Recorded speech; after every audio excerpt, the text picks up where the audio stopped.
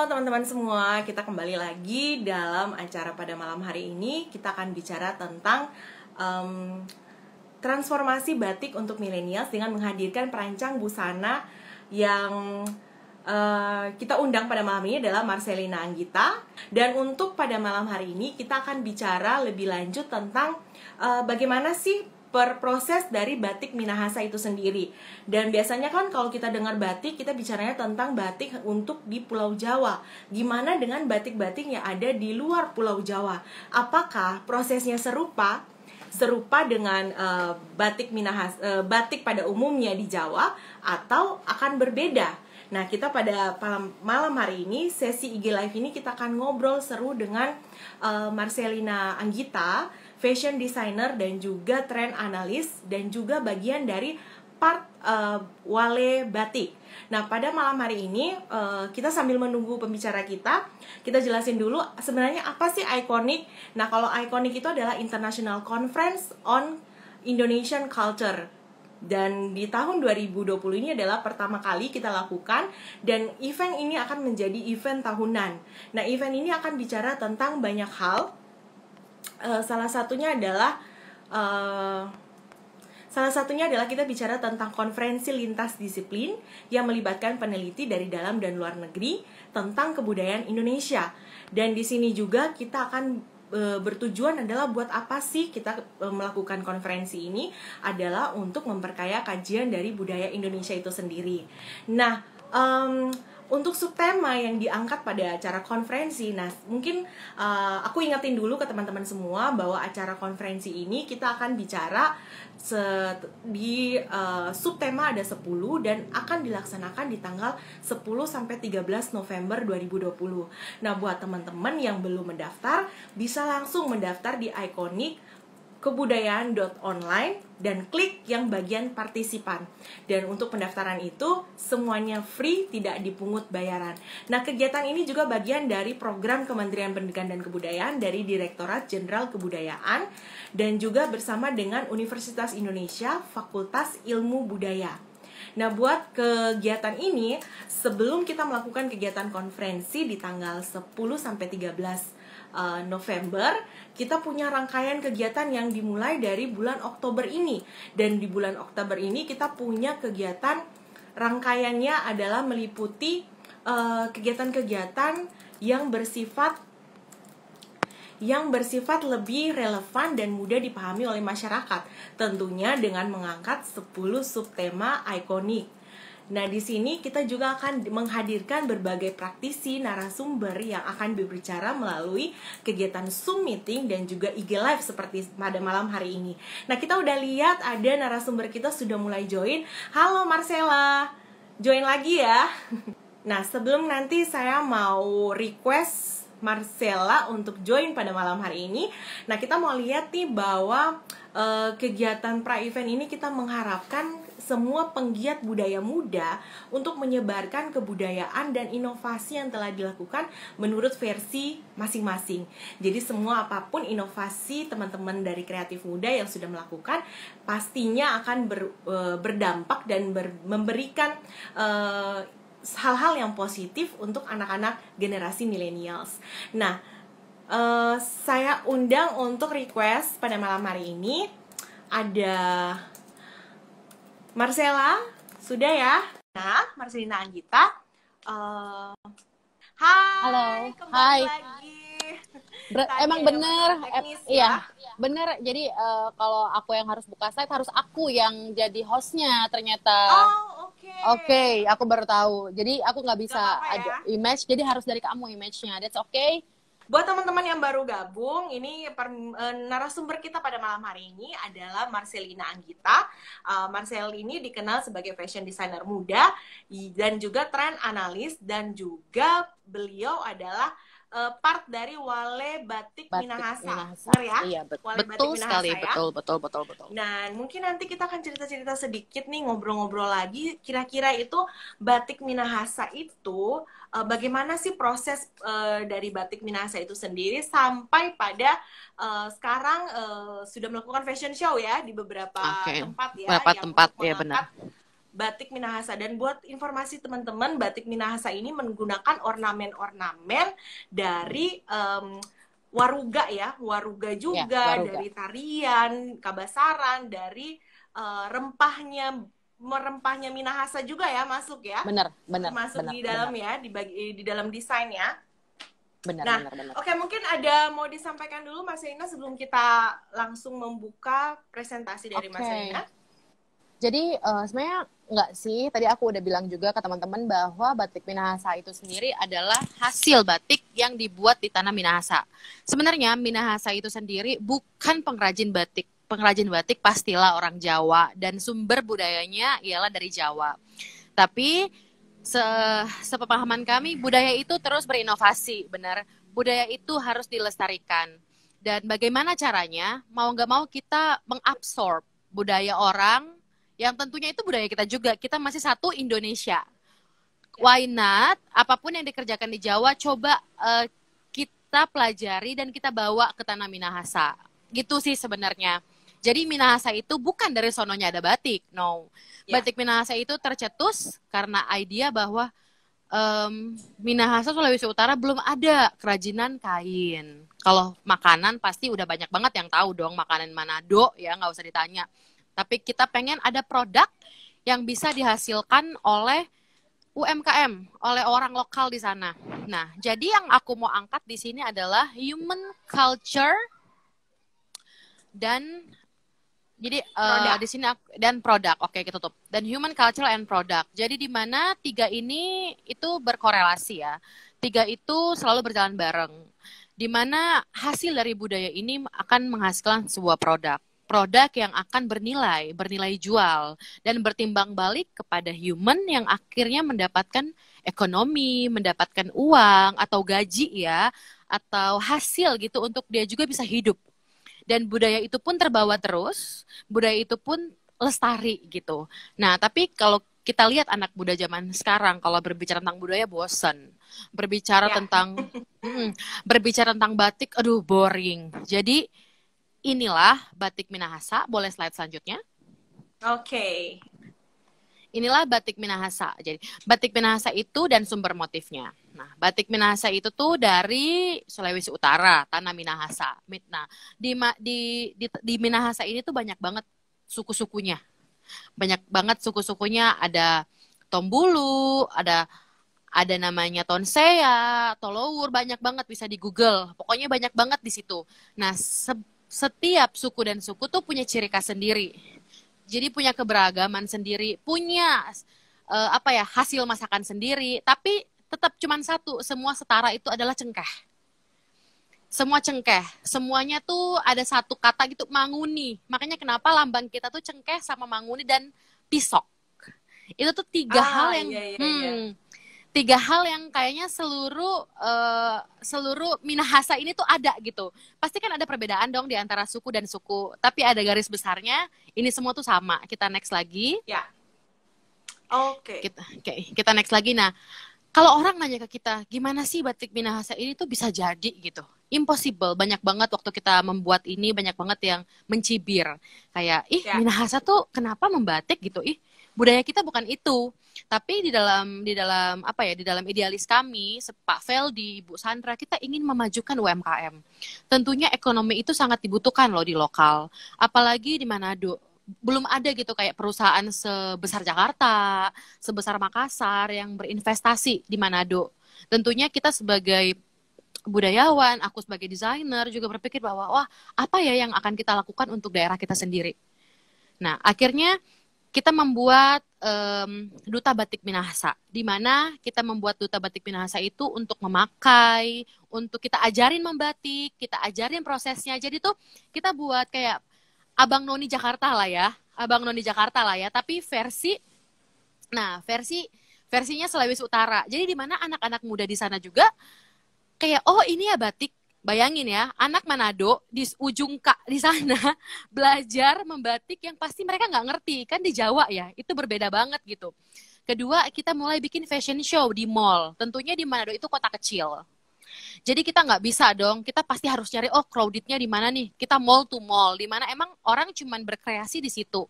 Orang cuman jualan di situ. Jadi kita bikin fashion show, peragaan busana, kita undang semua apa ya, cewek-cewek Manado tuh cantik-cantik. Makanya kita selalu berpikir, oke, habis dari Duta Batik Minahasa, kita akan kirimkan mereka untuk berajang kembali ke putra-putri batik nasional. Kita biayain, kita support tiketnya, kita support hotelnya. Kenapa? Karena kita mau anak Manado ini kreatif. Anak Manado ini juga, itu ya aku bilang, human. Human itu berkembang. Dia punya wawasan, dia punya experience, dia akhirnya berkenalan dengan pemuda-pemuda kota lainnya, bertukar cerita. Itulah yang ingin kami sampaikan gitu, yang ingin kami capai. Nah, ini kalau kita melihat, kayak tadi, Kalani udah bilang tentang haki. Batik Wale, batik Minahasa itu, semua motif di kita itu hak intelektual. Kita udah sekitar 1000-an. Kalau bisa dilihat di ini ya, motif-motif yang ditampilin di layar ya, ini adalah betul contoh dari motif-motif dari batik Minahasa ya. Ya, benar. Nah, kekayaan di Minahasa itu kita tahu ada tari kabasaran, betul. Ada namanya daun gedi yang ada di Tinutuan, benar. Ya, terus ada namanya daun ubi itu ya, iya benar. Modelnya kayak ya? ada, iya daun singkong. Ada yang bilang malah kayak kanabis, padahal bukan, itu daun gedi. Mirip-mirip, ya. Iya, itulah culture itu. Kadang-kadang kita kalau lagi pameran, orang bilang, ini kanabis, no, ini daun gedi, gitu. Kita udah pameran sampai di Belanda, kita pameran sampai di Amerika, Italy. Daun gedi itu tuh daun yang buat makanan. Dia tuh kalau kita rebus berlendir. Tapi sangat enak, dan emang cuma tumbuh di Manado. Tapi mama saya kemarin mencoba nanam di Jakarta, itu tumbuh loh ternyata. Jadi di rumah saya ada daun gedi. Nah, kita lanjut langsung lagi. Bikin itu ya, bubur Manadonya gampang ya kalau gitu ya. Iya benar. Terus abis itu ada juga namanya cengkeh. Di setiap motif kita pasti naruh cengkeh. Dimana cengkeh itu menjadi, siapa sih yang nggak tahu, dulu tuh Manado tuh ekspor cengkeh terbesar. Bener-bener jalur rempah ya kalau bisa dibilang. Jalur rempah. Bagian jalur rempah dari rempah-rempah yang dari Ternate, Maluku Utara, ada juga di Minahasa, Sulawesi Utara. Betul, ada cengkeh, ada pala, makanya ada manisan pala. Di Manado tuh terkenal banget kalau jalan-jalan. Nah, motif-motif kita tuh ada semua itu. Ada pala, ada daun gedi, ada juga cengkeh, ada juga manguni, ada juga sayap burung pisok. Kenapa sih sayap burung pisok gitu? Karena pisok itu tuh cerdik. Dia tuh manuvernya jago. Dia itu benar-benar lincah. Itulah yang kita pengen taruh di kain sebagai doa. Oh, oke. Kita sebagai manusia harus seperti burung itu gitu. Sangat lincah, beradaptasi. Nah, burung manguni, kenapa kita angkat burung manguni? Manguni itu tuh dipercaya sebagai reminder untuk orang Minahasa. Jujur. Jadi, kalau kalian mau Google gitu, jadi burung hantu ya bisa dibilang ya, kalau orang awam bilangnya ya. Untuk awam burung hantu namanya ya. Iya, burung hantu ya. Owl ya, tapi kalau di Minahasa namanya manguni. Itu tuh ada pertanda, kalau dia bunyi 2 kali ada artinya. Kalau dia bunyi sekian kali, oh itu ada mau bencana alam. Nah, itulah dipercayain sama orang Minahasa, karena orang Minahasa itu adalah petani. Jadi mereka tuh sangat kuat sama alam gitu, sangat bersahabat dengan alam. Nah, setelah itu kita juga mulai eksplor, nama kita punya Bunaken, kita punya Danau Tondano, makanya kita ada motif Danau Tondano, ada ikan. Oh, jadi motif untuk tempat-tempat wisata juga dimasukin ke dalam Minahasa ya? Iya, jadi kita masukin nih, jadi ada Danau Tondano, ada terumbu-terumbu karang di situ. Teman-teman bisa lihat juga warna-warnanya cerah. Awalnya warna yang kita gunakan hanya terbatas merah, karena merah itu sangat Minahasa. Lihat kabasaran warnanya merah kan? Ya, hitam, merah, hitam, itu doang. Akhirnya lama-lama kita mulai, oke, kita harus cari nih colorful biar orang mudah tertarik. Kita ciptain biru, kita ciptain warna pink, kita ciptain warna orange, semua kita bikin. Makanya kita sekitar 1000-2000 kain kita udah ciptain. Wah, sampai 2000 kain ya? Luar biasa kita tuh, ya? Jadi everyday kita punya desainer. Kita punya desainer tuh, ada desainer pattern khusus, kayak aku berkontribusi tentang analisa tren dan juga fashion. Ada yang emang tim satunya lagi, jadi yang bikin batik Minahasa ini tuh banyak, nggak cuman aku. Ada budayawannya, Pak Feldi itu sebagai budayawan yang aktif dalam asosiasi perbatikan. Nah, ini manguni dan pisau. Aku lihat Nah, aku lihat ini ya, yang tadi Manguni sama apa tadi namanya cengkeh Eh, ya untuk motifnya ini ya. manguni sama Sayap pisok, itu burung sayap pisok. burung pisok. Ya. Iya, sayap burung pisok. Jadi kita lihat manguni tuh emang, nah kalau ditanya kenapa sih batik Minahasa itu tuh tidak apa tidak detail, tidak kecil-kecil seperti layaknya Pekalongan atau Solo. Why? Orang tuh bertanya kenapa sih motif kalian tuh tulis tapi gede-gede? Kita balikin lagi. Orang Manado bukan tipe manusia atau karakter manusia yang bisa sangat detail. Nah, bisa sangat detail gitu. Kayak kayak bisa Ya, kalau em, dibandingkan dengan batik yang lain ya. mm, mm, mm. Jadi kita tuh kenapa? Karena ya sifat orang Manado tuh kayak ya itu, seperti itu gitu. Jadi ibu-ibu di sana tuh bukan seperti ibu-ibu Jawa. Itulah culture. Kita nggak bisa dong bilang, oh kalian harus bisa bikin kayak Jawa. No, kita lihat, oh ini budayanya. Oh segini dia bisanya. Oh inilah ciri khasnya. Bukan itu jelek loh. Enggak, saya sangat bilang batik Minahasa itu kalau saya bawa ke Eropa, orang terpesona banget. Padahal kalau dibandingkan sama Jawa, kita nggak detail. Tapi kalau dilihat sangat sangat indah, sangat oh gila ya ada motif ini gitu. Sampai ada satu orang Hmm. Perancis ngomong ke aku pas saat aku terakhir pameran 2017 kalau nggak salah, dan dia bilang kayak wow ini kok etnik sekali ya, dia gituin. Ini orang Prancis etnik sekali ya, saya belum pernah melihat ada motif seperti ini, dia gituin. Akhirnya disitulah aku komunikasiin. Oh ini Minahasa. Oh akhirnya dia Google. Oh ini Sulawesi. Nah seperti itulah dampak-dampak yang akhirnya dia mengenal. Oh ini ada pantainya. Oh ini tuh ada gunungnya. Oh ada danau ini. Dari situlah. Nah kalau kita lihat Ya. itu tuh tempat produksi. Kita tidak memiliki batik print. Sama sekali kita tidak menyupport apapun yang di print. Semua itu tulis ataupun dicap. Kita Dicap bisa ya. lihat Dari cuma ada dua bentuk batik cuma ada dua produksinya bentuk ya. batik. Ya, jadi nggak ada apapun yang kita print. Kita nggak nerima sama sekali yang di print. 100% apapun yang kita buat di Wale Batik Minahasa itu untuk menyupport budaya dan lokal ekonomi. Jadi kita tidak ada mesin, kecuali mesin jahit tentunya. Jadi semua apapun itu sangat-sangat kita mau orang ngerti membatik itu seperti ini, value-nya seperti ini. Why you have to pay more because ini handmade. Ya, oke. Marcella, ada tantangan nggak ketika kan tidak mudah ya ketika kita bicara tentang membawa hal yang dilakukan di Pulau Jawa ke Of Sulawesi. course, of What course. is the biggest challenge?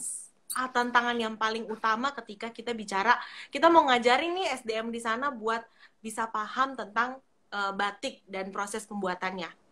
Itu Oke. challenge-nya paling besar apa? Oke. Jadi challenge yang paling besar itu bukan dari tim pribadi, bukan pengrajin. Bukan bukan tentang apa ya? Bukan tentang malasnya pengrajin, bukan tentang malasnya ibu-ibu Minahasa, bukan, tapi tentang orang-orang malah yang people ya, yang bilang kayak ini mah nggak akan jalan. Jadi kita ditutup matain gitu loh. Kita membuat sesuatu ditutup mata. Bayangin kita nggak dilirik oleh pemerintah lokal dulunya, pertamanya. Jadi pertama kali aku ingat kita membuat show itu di Jakarta. Malah di Jakarta pertama kali kita show, bukan di Manado. Dan akhirnya kita bilang kita bisa lihat, kita bisa. Dan benar sampai sekarang ya emang kita ada. Jadi yang paling besar itu adalah cibiran orang, jujur ya. Yang paling susah untuk kita adalah kenapa orang lokal nggak mau percaya sama kita. Kebayang nggak? Iya. Itu tantangan terberat kita adalah people, rakyat yang di sana yang nggak believe bahwa apa sih nih? Itulah kenapa kan mereka nggak ngerti. Mungkin karena pengaruh culture juga ya, budaya ya. Karena seperti yang kita tahu di Minahasa itu tidak terbiasa dengan kata batik. Kita nggak pernah membuat batik sendiri. Meskipun batik ini absorb dari Pulau Jawa, tapi ini tidak menutup kemungkinan untuk mengeksplor lagi dari bentuk-bentuk dari motif dan sekaligus memperkenalkan tentang budaya. Nah, yang menarik itu kan banyak banget tuh. Kalau lihat dari ini ada tahun 2020 kan Marcella kan baru launching nih untuk new branding dan batik Minahasa Special Edition. Nah, inspirasi terbesar dari Marcella ketika melaunching di tahun 2020 dan kenapa harus bilang new branding? Nah, jadi gini. Jadi kita masuk ke era di mana apa ya? Kita bisa bilang kayak mulai street style itu ada. Kita bisa tahu street style anak-anak muda sangat tahun ini bahkan dari 2019 itu penuh ekspresif. Sangat ekspresi terhadap fashion. Itu jujur, sangat berekspresi terhadap fashion.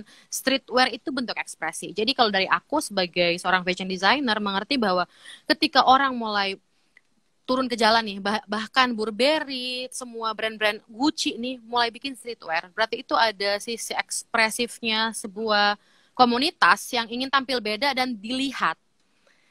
Dari situlah koleksi ini terwujud. Lebih bright, lebih bold, lebih anak muda. Dan emang koleksi yang kita lihat di sini tuh udah dipakai beberapa artis,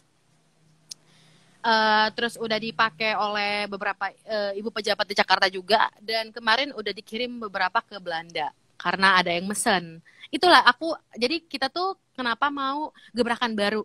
Kayak oke, kalian tahu batik itu seperti ini. Kita udah mau ke 6 tahun ya. Udah mau 6 tahun umurnya Wale Batik Minahasa. Dan dari lihat dari si Batik Minahasa itu sendiri, dari kemarin tuh kita terlalu pakem. Pakem tuh dalam arti kata, oh batik itu lurus, oh batik itu formal. Tapi dari tahun 2017 kita udah mencoba untuk membuat jaket. Kita udah coba untuk membuat dress. Kita lanjut. Sila tadi udah menjelaskan begitu banyak tentang batik Minahasa. Nah, yang membuat aku penasaran nih, kalau macam teman-teman belum tahu, Marcella ini dulu adalah bagian dari Ralph Lauren Indonesia. Nah, gimana nih dari sebuah brand besar tiba-tiba banting setir nih untuk juga ngangkat tentang Minahasa. Batik Minahasa lagi. Oke, ya jadi itu kayak gini ya. 2 tahun aku sebagai Chief Design di Paul Ralph Lauren Indonesia, dan itu benar-benar membuka wawasan. Membuka wawasan itu benar-benar bergaul lebih luas lagi. Tapi setelah itu aku resign, jujur karena aku percaya bahwa Indonesia itu punya produk dan punya potensi yang lebih besar untuk diangkat. Dan aku percaya itu bisa, dan itu harus bisa. Bukan bisa lagi ya, harus bisa dan wajib untuk bisa melambung ke internasional. Itulah dream aku, makanya kenapa aku keluar. Jadi Balai Batik Minahasa ini benar-benar kita rawat, kita desain, kita planningin, benar-benar akan menjadi besar, akan bisa membantu banyak banget people. Itu juga bisa dilihat kayak itu setiap minggu, setiap bulan ada aja yang ibu-ibu Polri atau dari sekolah, taman kanak-kanak membatik di Wali Batik Minahasa. Jadi kita punya kelas-kelas kayak kalau ada yang mau belajar membatik tulis nih buat sapu tangan, buat anak TK kita bisa. Jadi kayak itu belonging sih. Iya. Jadi kita bisa punya paket. Jadi berapa orang kita siapin lilinnya, kita siapin motif-motifnya. Jadi mereka mengerti gitu, dan mereka akhirnya tahu, oh iya susah ya. Jujur loh, teman-teman harus nyoba ke workshopnya Wali Batik Minahasa nanti. Kalau datang appointment aja by Facebook atau Instagram. Dan di situ tahu bahwa gila ya, ternyata bikin yang besar aja susah gitu. Bikin motif yang nggak sekecil itu aja, ini kenapa gagal-gagal terus ya gitu. Gimana kalau kita coba? Udah pernah coba sendiri, dan itu meskipun aku tahu gambar ya, tahu lukis atau tahu ini, tapi ketika mencanting itu jauh lebih susah. Susah sekali. Makanya nggak heran ya, terkait yang itu ya, nggak heran ya, orang kan selalu bilang kenapa sih batik tulis tuh mahal banget sih gitu. Kayaknya udah di atas berapa ratus ribu gitu untuk selembar kain. Dan kita betul-betul harus belajar mengapresiasi bahwa dalam membuat batik itu tidak semudah menggambar ya, dalam digital atau print ataupun di kertas, itu sangat berbeda. Betul. Itu adalah nilai yang tertera, apapun yang orang industri kreatif yang UMKM menjual itu adalah jerih payah dari nol gitu. Dan bukan hanya sekedar, karena aku kadang-kadang dengernya kayak gini, ada yang orang bilang, itu motifnya biasa aja gitu doang, kok mahal sih? Kan jadi gregetan ya dengernya ya. Kita sebagai seniman, sebagai desainer kayak, wah kamu harus tahu nih, bikin ini ada 2 minggu, 3 minggu, 1 bulan gitu maksud aku. Belum proses dia harus dyeing, proses dia pelunturan, semuanya kayak pewarnaan itu tuh berhari-hari, semuanya manual. Nah, Iya. teman-teman harus tahu bahwa batik itu tuh emang ada prosesnya. Seperti budaya kita semuanya ada prosesnya. Kita nggak digital, kita nggak printing, nggak ada mesin. Di sana semua tangan-tangan ibu-ibu. Ini salah satu contoh aku pernah membawa karya Wale Batik Minahasa ke Belanda. Dan di sana produk kita sold. Kita tinggal membawa 5 pieces pulang ke Indonesia ya. Dari kain sampai baju kita bawa berkoper-koper. Sangat diapresiasi. Disitulah kita tidak berhenti mencoba. Karena momen ini kita diundang ke Belanda dan sangat diapresiasi oleh semua orang di sana dari Indonesia, dari namanya mungkin Dutch, dari Italy, semuanya suka. Dan kita bisa lihat kayak kita stylingin batik itu bisa loh kayak gini. Kita bikin motif lebih kekinian ya, kalau bisa dibilang ya, dari gambar-gambar. Kayak tadi juga aku suka banget liatnya outer yang dibuat oleh Batik Minahasa nih. Outer yang modelnya kayak apa ya, baju ada tali kan, kita biasanya batik hanya blus aja kan, atasan biasa plain, tapi ini ada sampai bikin beltnya loh dari kain gitu kan. Iya, benar. Terus modelnya kayak semi jas gitu ya. Yes, betul. Ya. Jadi di sini kita mau mengemas. Iya. Jadi kita mau mengemas. Ini kainnya udah keren banget loh. Kain batik tuh udah, ini salahnya mungkin kita bahwa kain udah rumit, udahlah kita jahit simple aja, sayang kainnya. Ada yang kayak gitu. Ada yang kayak nggak mau dipotong banyak-banyak soalnya nanti kainnya udah mahal. Tapi di sini Wale Batik Minahasa bersama saya sendiri ingin membuktikan bahwa batik itu bisa di-explore dan bisa di-styling seperti itu. Dan itu nice. Jadi koleksi yang sekarang ini itu dibuat meeting selama 3 bulan. 6 bulan loh. 6 bulan dari proses menggambar sketsa digital sampai akhirnya sketsa kain dan terjadilah warna itu. Warna itu kita berantem dulu, teman-teman, bersama beberapa Jadi owner. Jadi memilih warna aja ini ya, agak ini ya.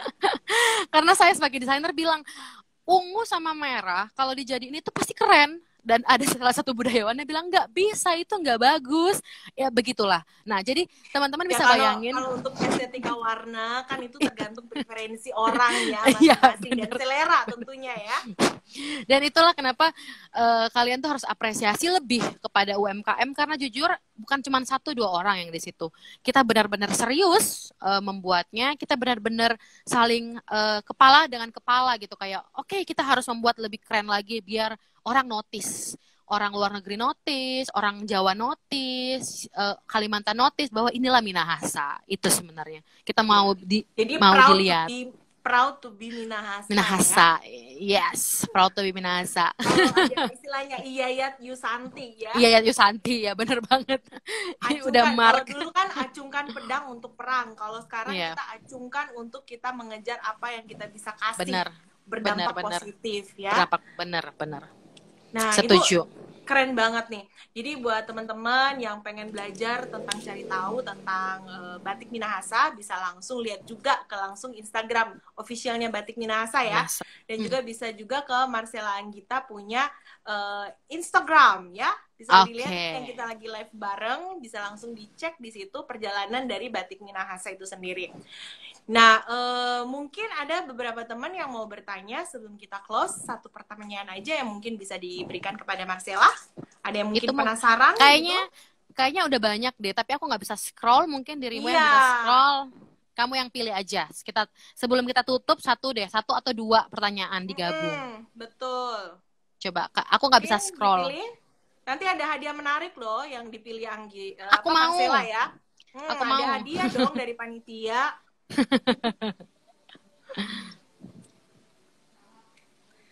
Oke. Coba, kamu yang baca, aku yang menjawab. Ini udah tanya jawab ya.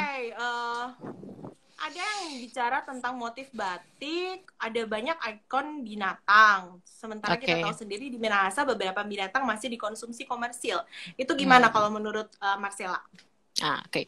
Jadi itu yang aku bilang tentang budaya. Jadi budaya di tanah Minahasa ini dari zaman dahulu kala ya, dari zaman nenek moyang, bahkan kita belum lahir, bahkan pun itu tuh udah kayak gitu, udah makan, mereka tuh makan segala hal. Aku jujur, aku makan segala hal, kayak ular, kayak apa ya, kayak anjing, kucing, itu ada di Pasar Tomohon, Itu dari bener gak?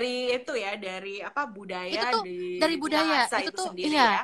Nah itu kayak itu tuh udah beberapa media massa yang kayak dari Ya, Vice, menjadi dari pro dan iya kontra sebenarnya ya. menjadi Pro pro dan dan kontra, kontra untuk isu pro ini dan ya. kontra. Jadi isu itu tuh udah lama. Nah binatang-binatang yang kita angkat ialah binatang-binatang yang kita rasa punya kedekatan, bukan untuk dimakan ya, seperti manguni itu punya keret. Manguni ya, burung hantu ya. Burung manguni itu bukan dimakan, tapi itu sebagai suatu apa ya, sebuah hewan yang kita rasa menjaga kita. Itu tidak pernah dimakan. Ya. Oke, itu lambang kita. Tapi kalau kayak cengkeh itu ada emang hasil makanan. Tapi kalau bisa dibilang binatang itu dikonsumsi, itu dari budaya dan itu pro kontra. Aku nggak bisa bela itu salah atau itu benar, karena itu emang budaya. Selayaknya misalnya orang Papua memakai koteka, begitulah cara makannya orang Minahasa. Jadi ada yang pro, ada yang kontra. Jadi begitulah budaya Indonesia emang sih. Itu sih tanggapan aku ya.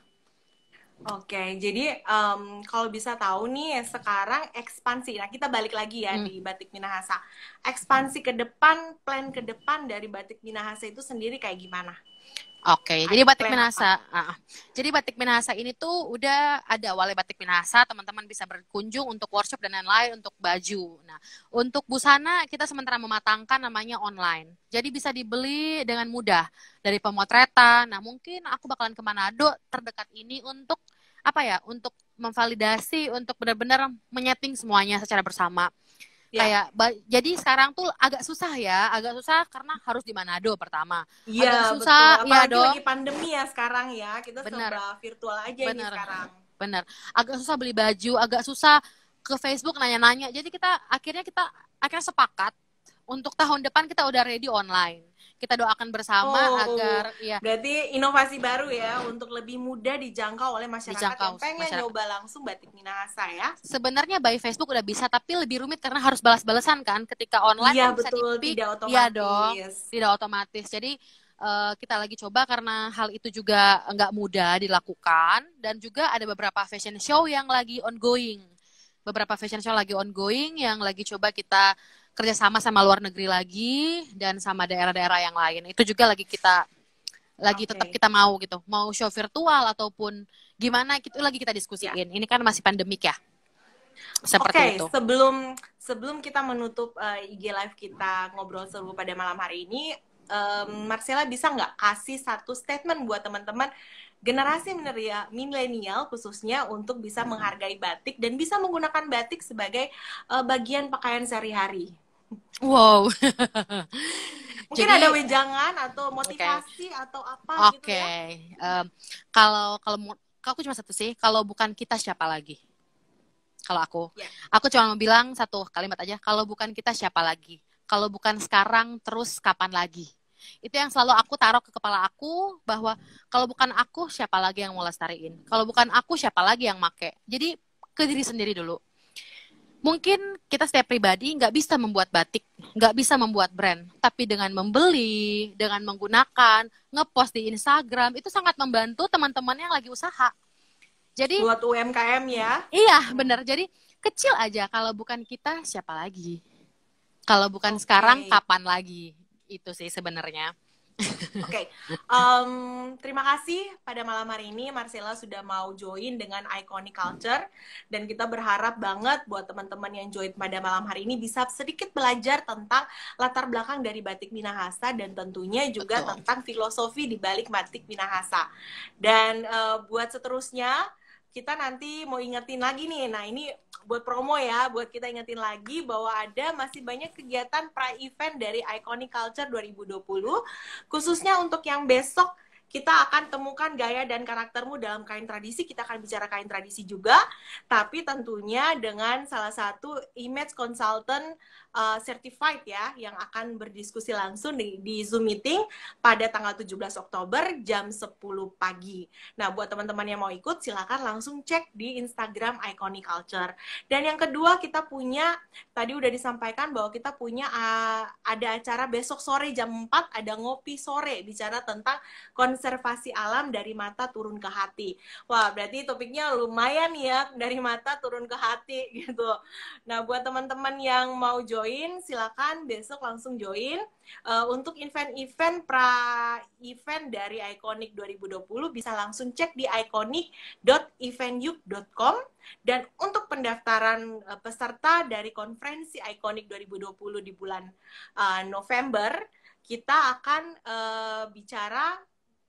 kita akan mengundang teman-teman semua di tanggal 10 sampai 13 Oktober 10 sampai 13 November 2020 di alamat website kita adalah iconic.kebudayaan.online. Nah, untuk ini Marcel ternyata sudah lost contact. Udah lost kontaknya, jadi kita lihat lagi apa masih bisa join sebelum kita menutup pertemuan pada malam hari ini. Dan kami dari panitia Iconic Culture 2020 kami mengucapkan terima kasih buat teman-teman semua yang sudah bergabung pada malam hari ini. Dan kita berharap bahwa dengan acara yang serupa seperti ini bisa memberikan kita semangat untuk terus memajukan budaya Indonesia. Nah, untuk sambil menunggu Marcella mungkin, atau kita langsung closing saja? Oke, karena Marcella sudah tidak bisa di-join lagi karena ada masalah koneksi. Saya, Lani Losung, founder dari Kulturku, dan juga host pada malam hari ini, mengucapkan terima kasih dan sampai jumpa di acara Iconic Culture berikutnya. Selamat malam!